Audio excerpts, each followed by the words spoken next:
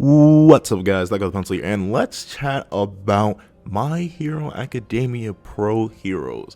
Now, we talked about villains last week, and honestly, I do really want to talk about the pro heroes because I think they're obviously the opposite to the villains, and they're the reason that a lot of the villains exist. It's a crazy thing to think about that the cycle of My Hero Academia is that one constantly feeds into another, and it's very interesting to note. And no, I'm not going to talk about any of the students here. I'm specifically going to be talking about all the pro heroes. And basically, I'm going to be talking about the three types of relevant ones. Now, you may be wondering what I mean by that, so let me explain. So in my mind, there are three types of heroes. There are the original, purest form of hero, which would be, the example would be All Might. Then there's the slightly corrupted, but with good intentions, and even if the intentions aren't the best, they're still worthwhile heroes in Endeavor. And then the final is the completely inorganic, was made out of necessity and convenience type of hero, which would be Hawks. Because the reason I have to split it up into these three categories is a lot of the heroes that we've seen in the narrative either they have to fall under one of these three categories because there haven't been any else revealed to us. And I think it's kind of difficult to figure out a new type of hero unless it's like a villain turned hero, which we haven't gotten yet. And something tells me I don't think we'll see. I highly doubt that unless some weird twist happens with a villain. But in short, I think All Might, while having a very, very good basis, not only as a character, but also as a being that like exists in the world and acts as the symbol of peace and does all what he does for the sake of the world around him. I think he's very, very good for that. I think his type of hero is a necessity. It's the reason that herohood is idolized as it is. Without All Might, there would be no symbol of peace, and without a symbol of peace, there would not be the same idealized heroism. I don't doubt they probably still be called heroes just because of nomenclature, but I don't think, like, people like Izuku wouldn't have people to look up to. People like Bakugo would not have someone to look up to. All these people who really just focus on the idea and the symbol and the illustrious goal of being a pure best of the best hero, if without All Might, that wouldn't exist, and the idea of the hero wouldn't exist. And the question is, without All Might, would some villains like Stain exist? Because the whole reason Stain even exists the way he is because he had the contrast right there in front of him. He had All Might, who in his mind was the perfect hero, but then he had all the other heroes. So it leads to the question of, well, what is the benefit of having All Might? Of course, obviously the benefit is he stops crime, but a lot of crime is perpetuated by a system that he endorses because, like I mentioned in last week's video, a lot of villains are sort of just born of the society, which is only being perpetuated by the hero society. Without heroes, a lot of villains simply wouldn't be villains. Gento wouldn't be a villain. Stain may still be a villain, but he probably wouldn't be a villain to the same degree or with the same reasoning. Without the hero society, Shigaraki wouldn't be a villain. The main bad guy would not be a villain. But then at the same time, you do have villains that predate All Might. You have All For One. You have all those other types of villains. So it leads to the question of, yes, All Might's type of heroism is good, but then you get into All Might type of heroism, and like, I'm trying to think of specific examples that fall under All Mights. I'd say Maruko falls under All Mights because she's just sacrificed her body entirely willingly for the sake of other people with no real regard for herself. I'd say Fat Gum is also that same type of hero. Sure, he struggled a little bit when he doubted Kirishima. Kirishima came in the clutch. Fat Gum then came in the clutch. I'd say Fat Gum's that type of hero where he doesn't necessarily care too much about the ranking system. He sort of just wants to help people and be helpful to others. And I think out of notable heroes that we've seen, that's about it. Like, I mean, Ryukyu, no, because Ryukyu, any of the top 10 heroes that are like remainders fall under the Endeavor type of category. So I think I should shift to that. All Might's category is good, but as noted in the series itself, All Might doesn't have the top number of completed missions. He just looks the best. He just does it the best, does it the most stylishly, does it the most effortlessly. It's Endeavor, the number 2 hero, who has done the most work, who has helped the most people, who has saved the most people and done better for the world around him. That type of hero is what I'd say every single other hero, especially in the top 10, falls under. Because the issue with that is, and Best Jeanist also falls under the All Might category, I'd say, because he did sacrifice himself for the other heroes when he honestly didn't have to do all that. He could have just saved himself. But to speak on the Endeavor type of hero, the issue with that type of hero is that it promotes the ranking system, and the ranking system is something that honestly, I don't necessarily understand. It acts as a motivator, obviously, because Endeavor wouldn't be a hero without the ranking system. He wanted to be number one. That's basically it. That's the whole reason he had Shoto. That's the whole reason his entire life story is the way it is.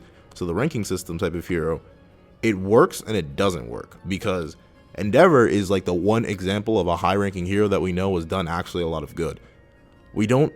That's the issue with the hero side of My Hero Academia. Since we're locked in the academia part of it so much, we get very little of like the hero part of the world, but we also get a lot of the villain part of the world, because I don't know how much work has been done by people outside of All Might, Endeavor, and Hawks, and barely Hawks in that case, because in terms of Endeavor, we know he's done a lot. We know he's done a lot of hefty work, but what about Maruka? What about Ryukyu? What about Wash? What about any of these, like the armored hero or whatever?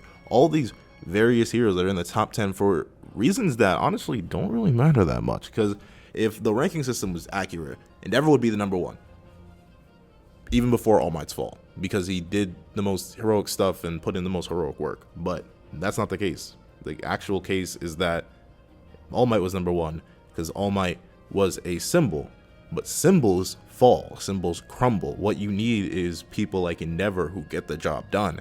And that's something that Hawks believes, and that's something that the third type of hero believes. And honestly, we only have one example of the third type of hero, as far as I know, which would be Hawks himself. The type of hero that Hawks is that he's inorganic. Like, sure, he did like Endeavor. Endeavor was his favorite hero, and he aspired to be like him. A person who could always save everyone, always get the job done, do it the best he can, as efficiently as he can. But Hawks is only so well trained and so dangerous and so highly fortified and with such crazy mental and physical aptitude only because he was manipulated and made to be that way. Hawks's limits were pushed by this shadowy hero society that said, you know what, we need someone like you. We need someone with that crazy potential. We need to foster a stronger hero world. And in terms of the worldwide level, that is a good thing. Hawks being the perfect hero, quote unquote, the number two, formerly number three, that is very, very good and very, very smart for the world to do, because villains are doing that. They're just cultivating the strongest of the strongest, like your Overhauls, like your Musculars, like your Shigaraki even. Like, think about it. Shigaraki is basically what Hawks was, but Shigaraki had the benefit of not having to worry about any laws, legal limitations, anything about that. Because All For One is basically the same people that brought up Shigaraki, just like Hawks was brought up by the people that brought him up as a hero to be the ultimate hero, while Shigaraki was brought up to be the ultimate villain. And I wish there was more of a foil between that. I wish there was like more interaction between Hawks and Shigaraki, because honestly, they both come from very similar backgrounds. It's just that there are certain notches that were flipped in terms of their respective scenarios, but that's besides the point. I think Hawks' type of hero is good and bad. It's good in the sense that he's saving a lot of people, he's helping a lot of people, he's very popular, and he's promoting a more efficient style of work. But I think it's bad in the sense that there are going to be more people like Hawks that kind of don't have a choice in the matter just because they were born superior. What if they didn't want to be a hero? What if they didn't care about that, but they were brought in because for the better of the world? It's the sacrifice of the few for the benefit of the many argument. It's like, okay, but like if we have more Hawkses, the world's going to be safer, right? But the issue with having more Hawkses is that it still feeds into the negative system of the entire hero society in of itself. And that's the thing about pro heroes. All the pro heroes that work at UA, all of them, even Aizawa, which is really weird to think about, and yes, Aizawa also falls under the All Might. I keep forgetting like these major characters that fall in the All Might criteria.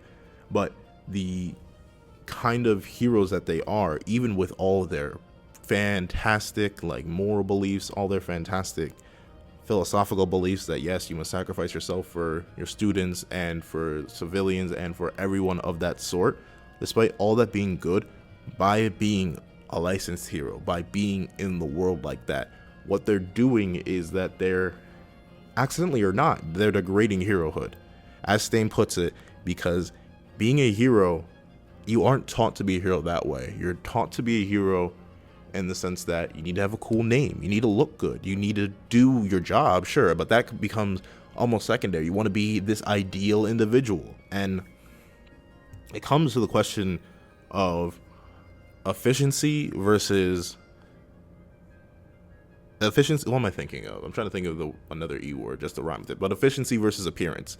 That's basically what I'm talking about. Because when you think about it, Bakugo would be an extremely effective hero. Remember in the suit provisional license exam when he assessed the situation in an instant, told them to go help themselves, and went off to go help people that were in actual need? That's what needs to be done. People shouldn't be so focused on being nice and being appearance like to not do something like that, to make sure that everyone gets out who needs it. But note how Bakugo failed the exam because he was criticized for that. Because you're not taught to be a hero that is logical and goes for you're not taught to be an Endeavor. You're not taught to be a Hawks. You're not taught to be an Aizawa. You're taught to be an All Might. Yeah, you save people, but you make it look good, no matter what. And that's not the best, because due to that, due to appearances, due to the risk of being a hero in of itself, look at Shigaraki. Shigaraki literally would not exist without heroes, because the whole reason Nana and Gran Torino gave his father up was because of their hero work. And that ended up making Shigaraki, and Shigaraki is the main bad guy right now. So pro heroes in general are a blessing and a curse in the My Hero Academia world. I know vigilantism would be very, very dangerous and very, very hard to endorse and very, very hard to support. However, and I haven't read My Hero Vigilante, so I'm not exactly sure how that's working out. I'm not even exactly sure how Vigilante ties into the main story, because I know it's a prequel, but I know it's not that far in the past. It's weird. But my point is, I think the way the hero world is set up now is very, very flawed and a very, very volatile and dangerous state. I feel like there's gonna have to be a massive reform, and despite now looking at it, I don't think there's a time skip happening, which saddens me to this point, because I was really hoping Shigaraki would win. I was really hoping the heroes would have to retreat, not Shigaraki have to retreat. But looks like we're getting that from this point on. So I'm still gonna push for a time skip. You'll never hear me stop complaining about it, especially if the rumors of how long My Hero Academia is actually supposed to be are true. Like multiple people have been telling me, oh, it's supposed to be like Naruto length.